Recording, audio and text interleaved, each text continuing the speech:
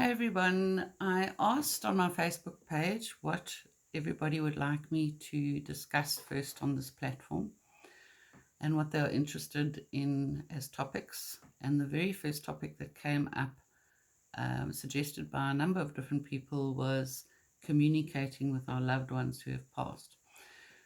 Now, that is a huge topic. I could do 10, 20 videos on that topic because there's just so much to talk about when it comes to that. So this will be part one.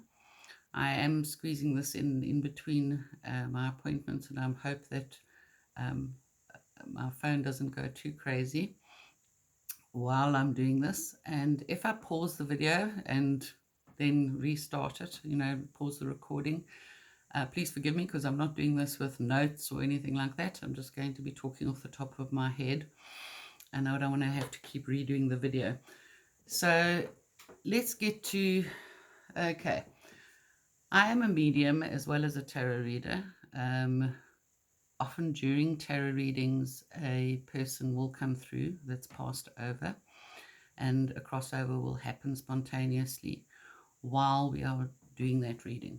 Sometimes they will come through just briefly to say hi. They never just say hi, just by the way.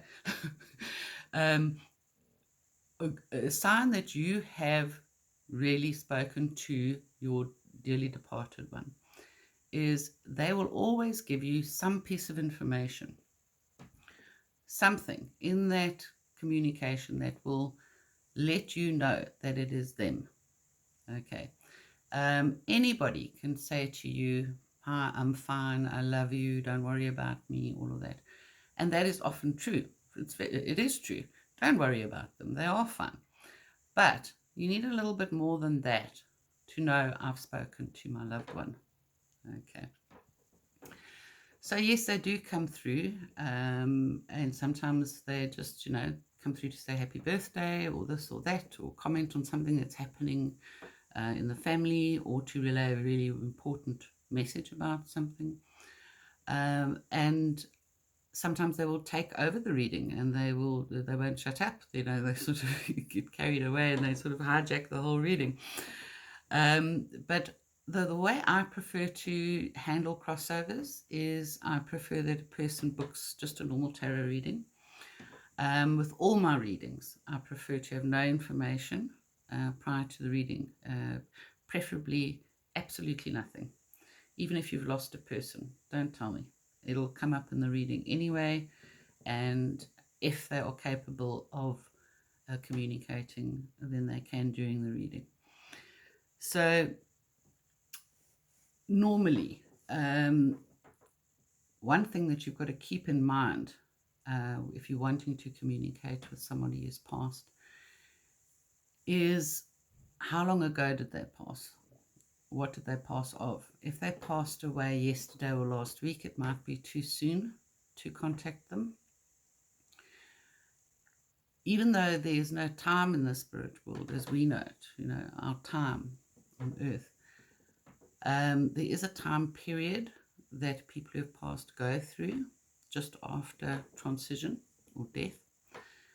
And in that time period, there's all sorts of things going on. There's coming to grips with what's happened, or accepting what's happened, realizing what's happened. There is healing going on all kinds of different levels.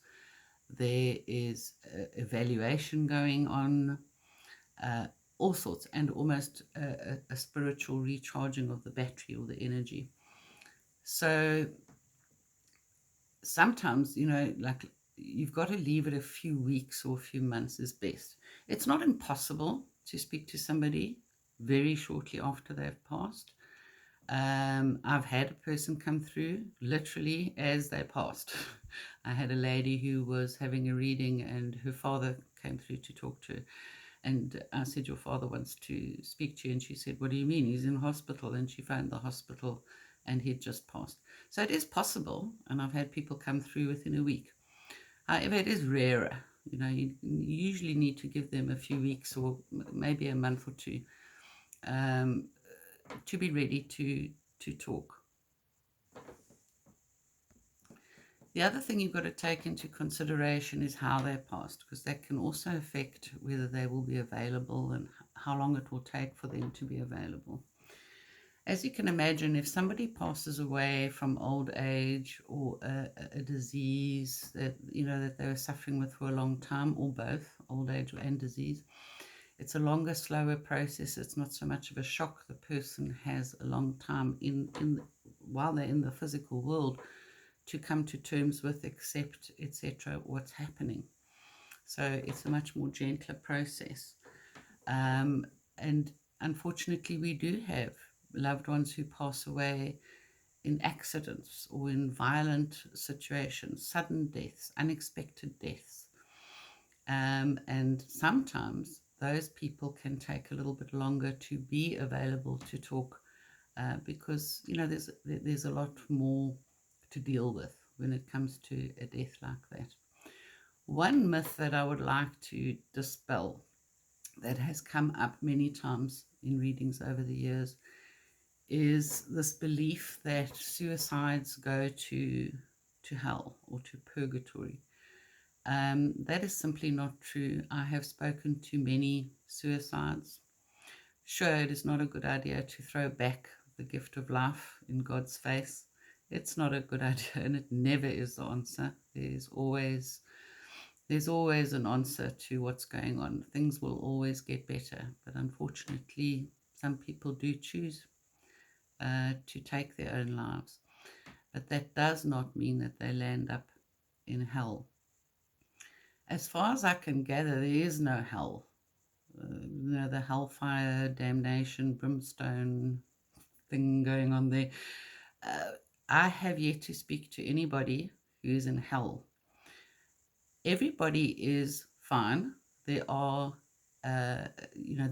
most people go to a beautiful, beautiful place. I like to call it Summerland, and we will talk about what it's like there and discuss that more in another video.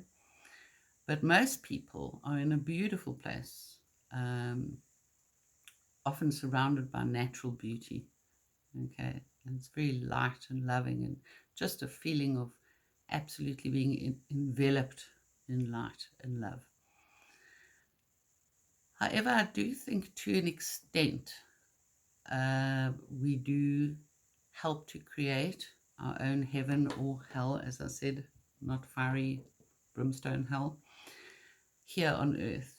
What we believe, what we expect when we pass away can have some impact on what we experience on the other side, although it would never be permanent. Nothing is permanent.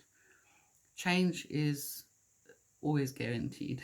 So, but what we expect, yes, I'm positive that it does affect our initial experiences.